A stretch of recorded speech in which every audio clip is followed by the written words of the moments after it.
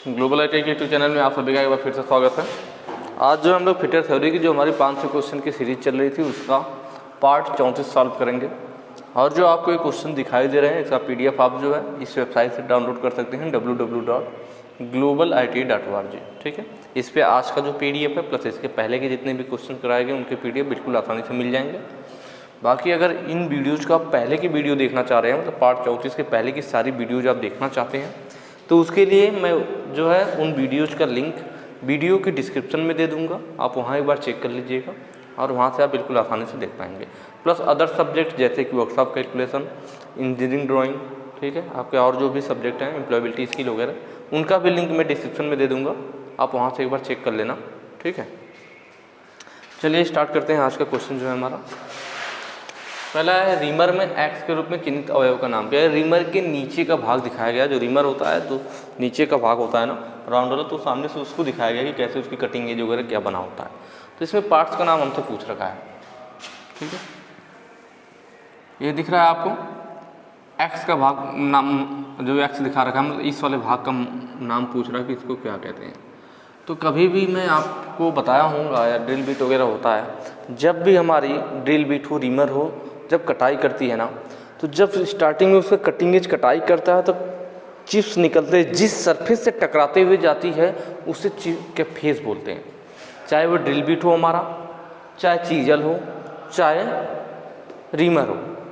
ठीक है, तो जिस सरफेस से टकराते हुए निकलती है उसको फेस बोला जाता है। जैसे चीजल भी होती है, ये हमारा जॉब होता है, अगर जॉब में यहाँ पे चीजल से कटाई की जा रही है तो ये चिप्स यहाँ से निकलता है, तो नीचे वाला हिस्सा फ्लैंक बोलते हैं, ऊपर वाला फेस बोलते हैं, क्योंकि यहीं से चिप्स टकराते हुए निकलता है।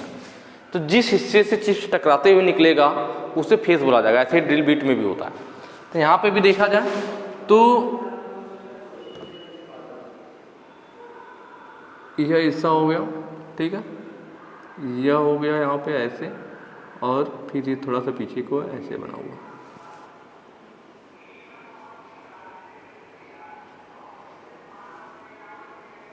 ठीक है, तो यहाँ पे जो होता है ना, ये वाला जो हिस्सा होता है कटिंग एज होती है। क्या होता है यहाँ कॉर्नर पे, ये होता है कॉर्नर पे कटिंग एज, यही कटाई करता है। ये कटाई करेगा यहाँ पे ऐसे घूमेगा या इधर को, जब यहाँ ऐसे घूमेगा तो कटाई करेगा, चिप्स क्या होगा इस पर टकराते हुए यहाँ से बाहर निकल जाएगा। तो इसको जरा क्लियर बना देते हैं।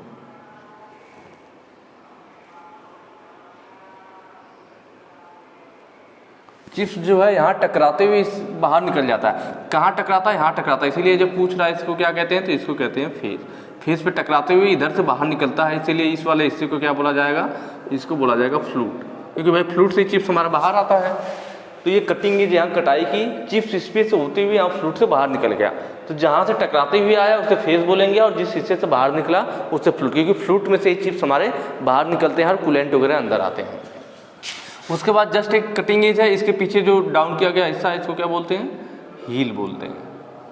ठीक है, तो फेस हो गया, कटिंग एज हो गया, हील हो गया और यह फ्लूट हो गया। तो इस तरह हमारा क्या अलग अलग पार्ट्स के नाम है। तो हमसे पूछ रखा था उस वाले पार्ट का नाम एक्स वाला, तो वह क्या हो जाएगा हमारा फेस हो जाएगा। तो फेस मतलब ऑप्शन ए हमारा सही हो जाएगा।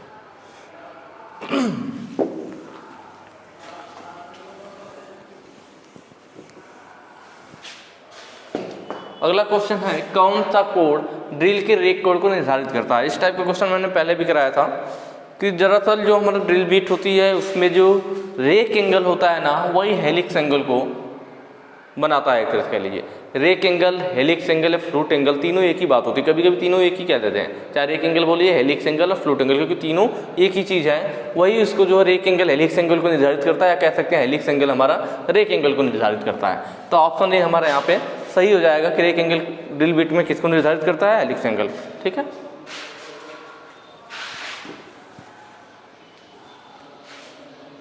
हेलिक्स एंगल, रेक एंगल और फ्लूट एंगल तीनों एक ही बात है, ध्यान रखना। 5-15 mm रिमिंग छेद के लिए ड्रिल आकार क्या है। देखिए थोड़ा सा अलग क्वेश्चन आ गया। अभी तक हम लोग इस टाइप का क्वेश्चन करते आ रहे थे तो सब में रीमर का अंडर साइज प्लस ड्रिल का ओवर साइज दिया रहता था, बट इस क्वेश्चन में सिर्फ रीमर का साइज दिया है, ना ही रीमर का अंडर साइज दिया है, ना ही ड्रिल का ओवर साइज दिया है। तो कैसे क्वेश्चन सॉल्व करेंगे। तो आज मैं आपको तरीका बताऊंगा कि जब वो अंडर साइज और ओवर साइज नहीं दिया हुआ हो तब सॉल्व कैसे करते हैं। तो मैं आपको बता दूं कि ठीक है 515 mm था। इस केसेज में जब भी कभी भी आप क्वेश्चन सॉल्व कर रहे हो, जब नहीं दिया तो ड्रिल का ओवर साइज हमेशा फिक्स होता है। मतलब ड्रिल जिस भी ड्रिल बीट से जो साइज दिया हो उससे जब भी आप ड्रिल करेंगे तो जो होल उसका बनता है ना, वो ड्रिल बीट के साइज से 0.05 mm बड़ा बनता है और यह हमेशा होता है। चाहे ड्रिल बीट आपका किसी भी साइज का हो उससे फर्क नहीं पड़ता। इसका मतलब ड्रिल का ओवर साइज यह फिक्स होता है। कितना होता है? 0.05 mm। यह हमेशा होता है। ड्रिल का साइज या रिमर का साइज कुछ भी हो, कोई फर्क नहीं पड़ता। ड्रिल का ओवर साइज फिक्स है, वो हमेशा जो भी ड्रिल का साइज होगा वो उससे 0.05 mm बड़ा होल बनाएगा। यह फिक्स है। तो ये तो कोई रटने वाली चीज़ है नहीं, ये फिक्स हो गया, आसान है, याद रहेगा आपको कि भाई जब भी क्वेश्चन आएगा तो ड्रिल का ओवर साइज आपको हमेशा वही रखना है 0.05। लेकिन रिमर का अंडर साइज रिमर के साइज के अनुसार बदलता रहता है। रिमर का साइज और रिमर का अंडर साइज, ये दो चीजें हैं। रिमर का साइज मान लीजिए 0 से 5 mm तक है, तब क्या होगा? 5 से 20 mm है, तब क्या होगा? अगर 20 से 50 mm तक रिमर का साइज है तब क्या होगा? और अगर 50 से ऊपर हो, 50 से ऊपर साइज हो तब क्या होगा? सबके लिए अलग अलग अंडर साइज होता है। जैसे 0 से 5 mm तक अगर रिमर का साइज है तो हम 0.1 से 0.2 mm ले लेते हैं। सारा साइज किसमें है? साइज mm में है दोनों, ठीक है। अगर ये 5 से 20 mm रिमर का साइज है तो हम 0.2 से 0.3 दोनों में से कोई भी ले सकते हैं अंडर साइज, ठीक है। 20 से 50 है तो 0.3 से 0.5 तक लेते हैं। और अगर ये 50 से ऊपर है तो 0.5 से 1 mm तक लेते हैं। ये आपको टेबल याद रखना होगा तभी काम बन पाएगा। और इस टेबल से आसान है कि आप बस इसको या तो याद कर लीजिए, क्योंकि जब भी क्वेश्चन पूछा जाता है ना, वह हमेशा आप देखेंगे तो 5 mm से बड़ा और 20 से छोटा रहता है। 15 mm, 16 mm, 10 mm, 19 mm यहीं तक पूछा जाता है। 20 से ऊपर बहुत रेयर केस में जाता है। अगर आपको सारा नहीं याद हो रहा है तो बस ये वाली लाइन याद रख लीजिए कि 5 से 20 mm के लिए 0.2 से 0.3 होता है, क्योंकि मैक्सिमम इसी बीच में आ जाते हैं, ठीक है। क्वेश्चन सॉल्व करते हैं भाई। Drill size is equal to reamer का साइज माइनस रिमर का अंडर साइज प्लस ड्रिल का ओवर साइज। सॉल्व करते हैं। ड्रिल का साइज हमें निकालना है। रिमर साइज कितना? 515 है, मतलब 15 mm व्यास दे रखा है, माइनस रिमर का अंडर साइज तो 15 mm, तो यहाँ दिया है 5 से 20, 15 mm इसी बीच में आ जाएगा। 5 से 20 के लिए 0.2 से 0.3 लेते हैं तो 15 mm है, तो चलिए 0.2 ले लेते हैं क्योंकि 5 के 20 में आएगा। इसका मतलब रिमर का अंडर साइज हम कितना ले लेंगे? 0.2 ले लेंगे। प्लस ड्रिल का ओवर साइज हमेशा 0.05 होता है, मैंने आपको बताया था। सॉल्व करते हैं। 15 माइनस ये दोनों ऐड हो जाएंगे, 0.25 हो जाएगा, 0.25 घटा लेंगे 14.75 mm। ऑप्शन देख लीजिए, ऑप्शन ए आपका सही हो जाएगा। तो ये वाला टेबल आपको याद रखना है। नहीं याद हो रहा है तो बस ये वाला कम से कम याद रखें कि 5 से 20 के लिए 0.2 या 0.3 अंडर साइज लेते हैं, तो इस हिसाब से आप आसानी से सॉल्व कर लेंगे।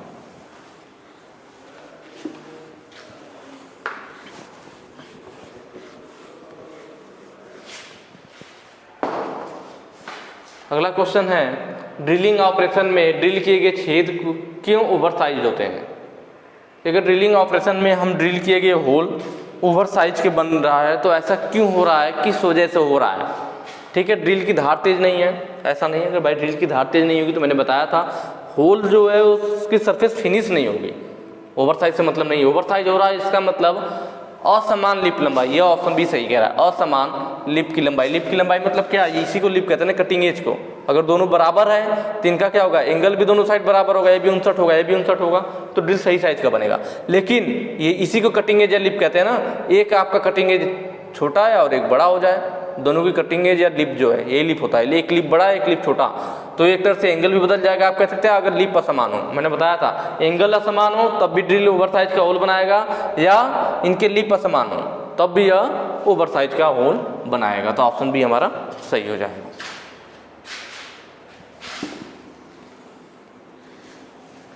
अगला है ड्रिल किए गए छिद्र पर फ्लैट शीट बनाने वाले ऑपरेशन का नाम क्या है। कि अगर मान लीजिए कोई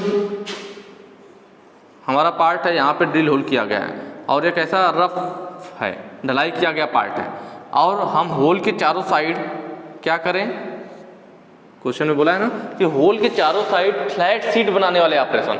मैंने बताया था कि जब हमारी रफ ढलाई किए हुए पार्ट होते हैं तो ड्रिल होल किया गया होता है, तो उनपे वाशर या हमारे बोल्ट का हेड सही से बैठ सके, बोल्ट या नट का हेड या कह लीजिए वाशर उस जगह पे सही से बैठ सके, इसलिए होल के चारों तरफ कुछ एरिया हम क्या करते हैं, बिल्कुल फ्लैट बना देते हैं। उसी को क्या बोलते हैं, spot facing. On the spot बोलते हैं ना, कि ऑन द स्पॉट मतलब क्या, उसी स्थान पर। ऑन द स्पॉट का मतलब क्या होता है, उसी स्थान पर होता है। फेसिंग का मतलब समतल बनाएंगे कहाँ, स्पॉट पर, मतलब उसी स्थान पर समतल बनाएंगे जहां हमें जरूरत है। अब जैसे यहाँ पे भाई होल है तो यहीं पे नट बोल्ट या वाशर रहेगा ना, इधर तो रहेगा नहीं, तो उसी स्थान पर, मतलब स्पॉट फेसिंग इसलिए बोलते हैं कि फेसिंग कर दी जाएगी, स्पॉट मतलब उसी स्थान पर की जाएगी जहां हमें जरूरत है।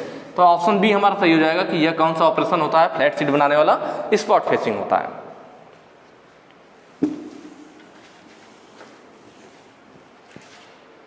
अगला कह रहा है ड्रिल में फ्लूट्स का उद्देश्य क्या है।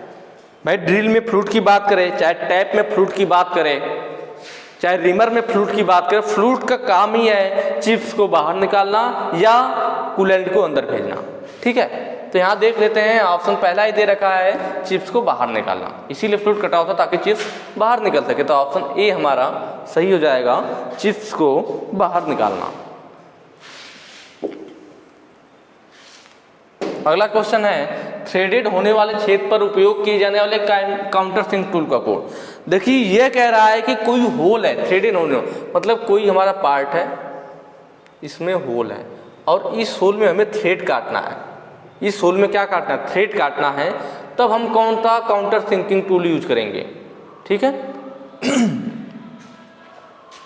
तो जब उसमें यूज किया जाता है तो जो होल की चैम्फरिंग के लिए, मैंने बताया था होल की चैम्फरिंग के लिए जो एंगल यूज होता है वही यूज होगा।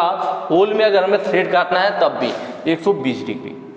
अगर रिवेटिंग की बात करता तो 75 डिग्री, और अगर वही सेल्फ थ्रेड काटने वाले स्क्रू की बात करता कि हमें वही स्क्रू यूज करना है जो सेल्फ थ्रेड काटता है, तब 80 डिग्री हो जाता, अगर सेल्फ थ्रेड स्क्रू की बात करता। लेकिन यहाँ बात कर रहा था कि कोई होल है और उसमें हमें थ्रेड काटना है, तब 120 डिग्री। और 120 डिग्री हमारा किसके लिए होता है, होल में अगर चैम्फरिंग काटनी हो तब भी होता है, और 90 डिग्री होता है जब काउंटर सिंक हेड स्क्रू की बात करें। ठीक है,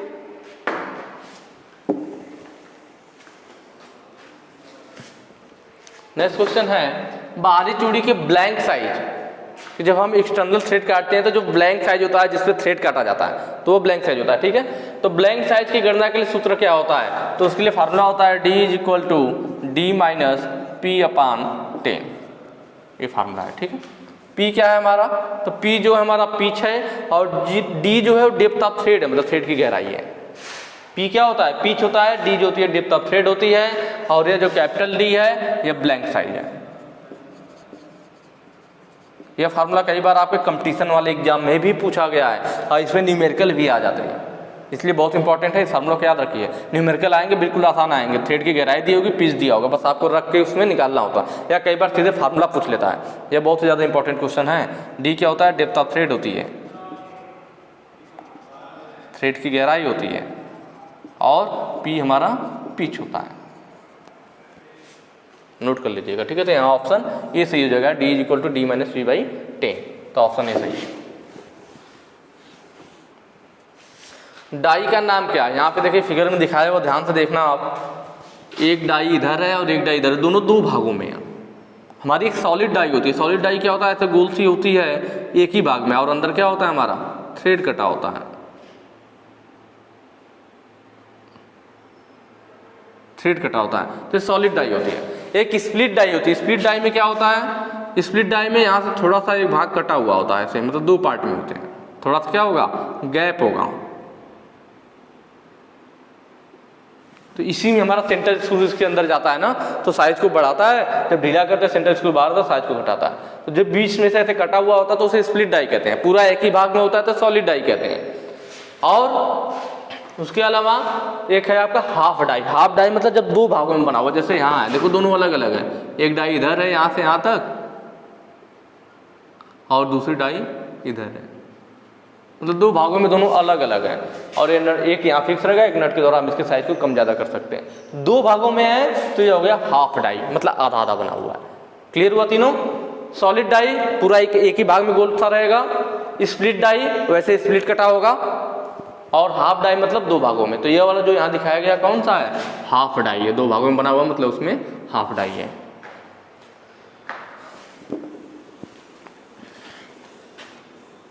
डाई किस लिए यूज होता है? एक्सटर्नल थ्रेड काटने के लिए, ठीक है, वो एक्सटर्नल थ्रेड काटने के लिए था। नेक्स्ट है किस प्रकार की चूड़ी के रूट और क्रेस्ट अर्धवृत्त बनाते हैं, मतलब कौन सा थ्रेड होता है जिसके रूट और क्रेस्ट अर्धवृत्त बनाते हैं। एंगल की बात करें इसमें, जैसे एक में थ्रेड दिया हुआ है लेथ मशीन के आपके लीड स्क्रू पे कटा होता है और इसका जो एंगल होता है वह 29 डिग्री होता है, ठीक है, एक में थ्रेड इस टाइप से होता है हमारा। तो भाई इसमें तो अर्धगोलाई की बात ही नहीं है। वर्गाकार थ्रेड यह कैसे होता है? स्क्वायर में होता है, इसका एंगल कितना होता है? 90 डिग्री होता है, इस टाइप से स्क्वायर टाइप में वर्गाकार थ्रेड। यह आपके बेंच चॉइस वगैरह पे होता है बेंच चॉइस पे ज़्यादातर स्क्वायर थ्रेड ही कटी होती है, स्क्रू जैक वगैरह में भी होता है। नकल थ्रेड है हमारा, यह रेलवे के वैगन जो होते हैं, मतलब रेलवे के डिब्बों को आपस में जोड़ने के लिए यूज की जाती है नकल थ्रेड, ठीक है, यह इस टाइप से बनी होती है।